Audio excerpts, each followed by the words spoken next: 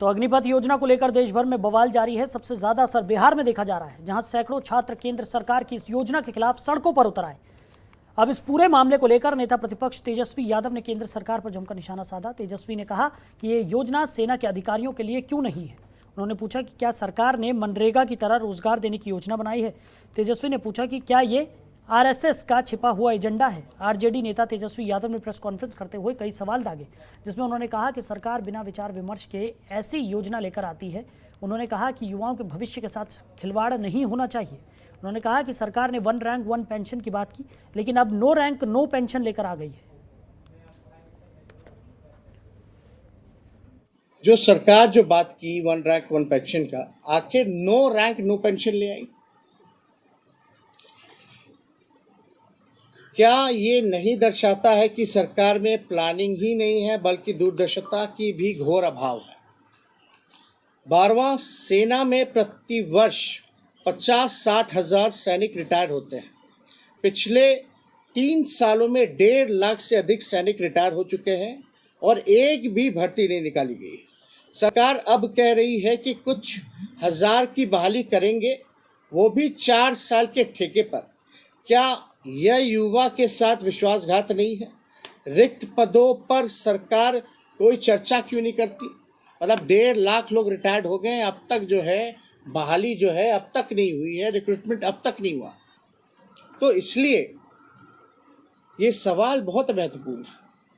तीसरा, कि सरकार बताए कि ये योजना शिक्षित युवाओं के लिए तैयार की गई मनरेगा है अथवा संघ का कोई हिडन एजेंडा।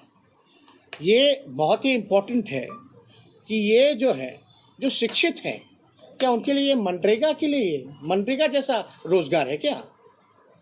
या तो आरएसएस का कोई इसमें हिडन एजेंडा है?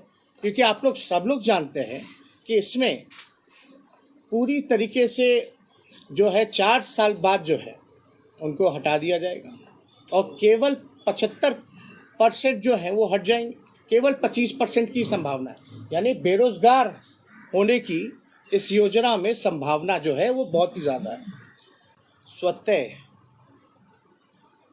लोगों के मन में संशय था, आक्रोश उत्पन्न हुआ। क्या जब भी इस प्रकार का आंदोलन होता है केवल विपक्ष को ठहरा दिया जाता है? इससे पहले भी किसान आंदोलन हुआ, विपक्ष को ही ठहरा दिया गया। कितने होने चाहिए? बिहार में जब हम लोगों ने 10 लाख का मुद्दा उठाया था, 10 लाख रोजगार देने का, तब इन्होंने कहा था कि 19 लाख रोजगार देंगे। अब तक बिहार में भी किसी को रोजगार नहीं मिला। तो ये सरकार को बताना चाहिए 15-15 लाख या अच्छे दिन जो हैं वो कब आएंगे।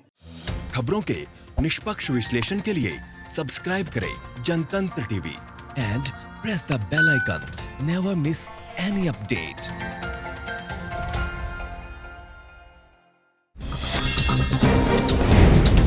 डाउनलोड कीजिए जनतंत्र टीवी ऐप को, जो कि अवेलेबल है गूगल प्ले और ऐप स्टोर पर। अधिक जानकारी के लिए अभी डाउनलोड करें।